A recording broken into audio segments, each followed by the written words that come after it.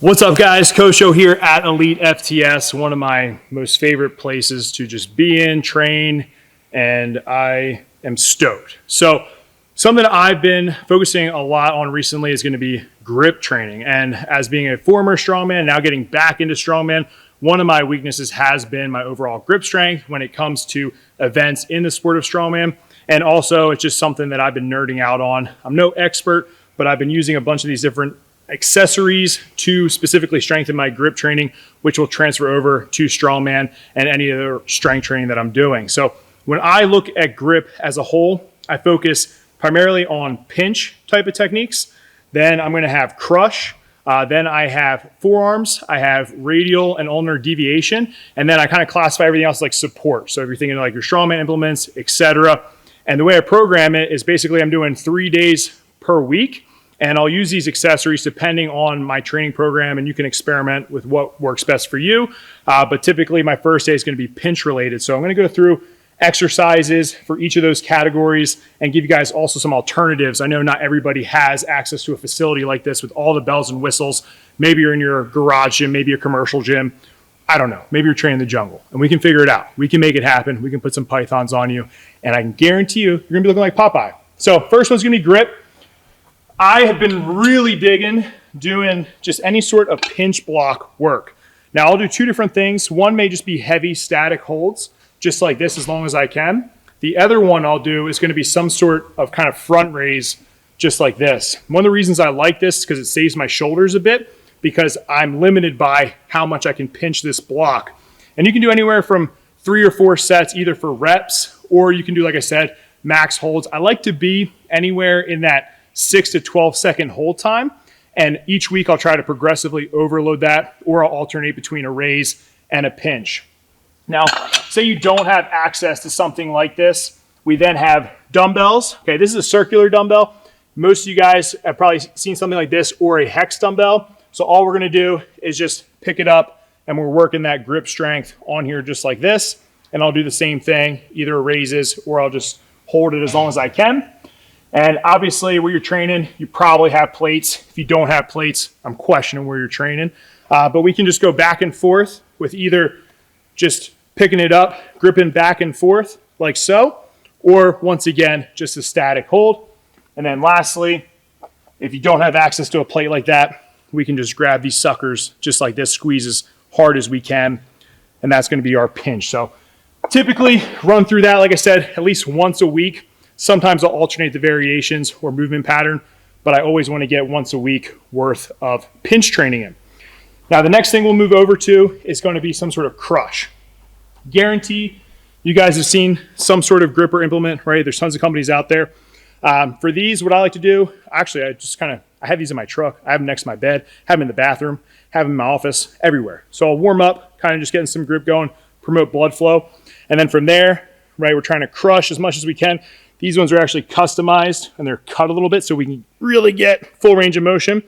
And I'll just crush and hold as long as I can. Then something else that would be great for your crush is going to be anything that's fat. Okay, right now we have a rope, obviously, but you can use a towel. You can get creative with it.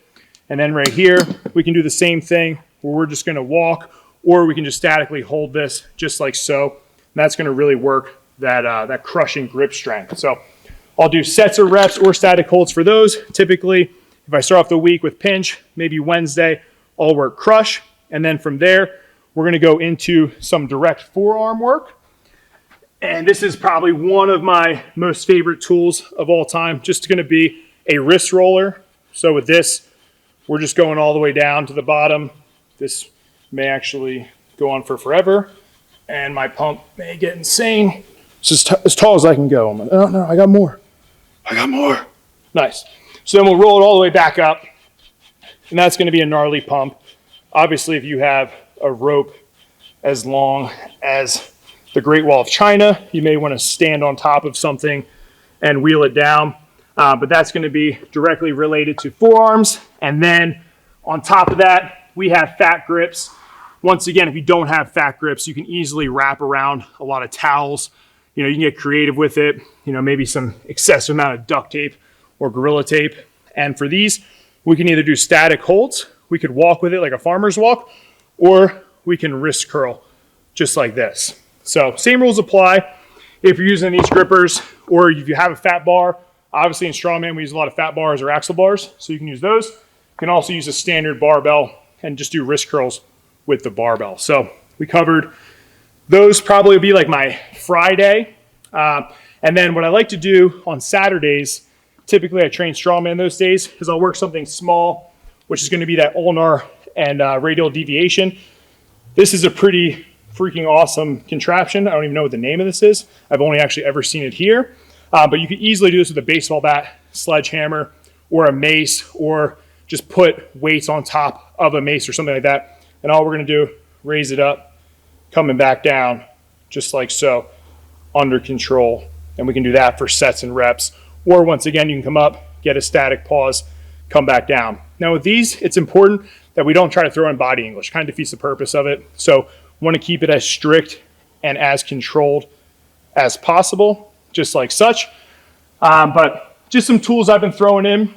Like I said, support stuff will be a lot of the strength work you're doing or specific to strongman, but all these accessories are going to be geared towards improving that strength for competition or your ability to push, heavier weight, maximal loads in training. And then the last one is my bonus. If you made it this far in the video, you guys are rock stars. Your forearms are probably already pumped. I'm sweating. Let's go. Is going to be dead hangs. So we're going to quick cut, and in a moment, I will be over there. All right, so here we are. Okay, now what I want to do is I'm actually standing on a bench here. So if this rack was a little bit lower, a lot of people struggle with maybe just dead hanging free as it is. So for that, right, the variation would just be almost just kind of letting yourself hang and giving yourself a little bit of guidance with your feet, and then eventually kind of working one leg out, then the other, and we can just hang. So not only is this great for grip, it's also great for shoulder health. So I'll just do max hangs here, start with body weight for a few sets, kind of just warm up, and then eventually, if you can add some weight to yourself. And this is just, once again, great for overall grip strength, and it's going to transfer over really well to any grip implements that you're using. And our whole point of this is just having indestructible hands, especially in strongman. The more you can strengthen that grip or just not have tears or anything like that, the better off you're going to do in that sport. And then also, just in life, it's great to have strong grip, indicates good longevity. Research kind of supports that and shows that. And once again, aesthetics, like if you ever see a dude or a chick and you just look at her forearms and they're bulging and veiny, chances are probably not going to want to mess with that person. So those are my tips for grip training. Try to make it super simple for you guys, whether you're in your home gym, commercial gym, facility like this. There's tons of different attachments made by lots of companies, by Elite FTS. So go check them out. You can get as customizable as you want with it or as basic as you want. So from all levels, beginners, all the way to elite level athletes, grip training, super important. I'm passionate about it, and hopefully we can get these babies popping in the near future. So thank you so much.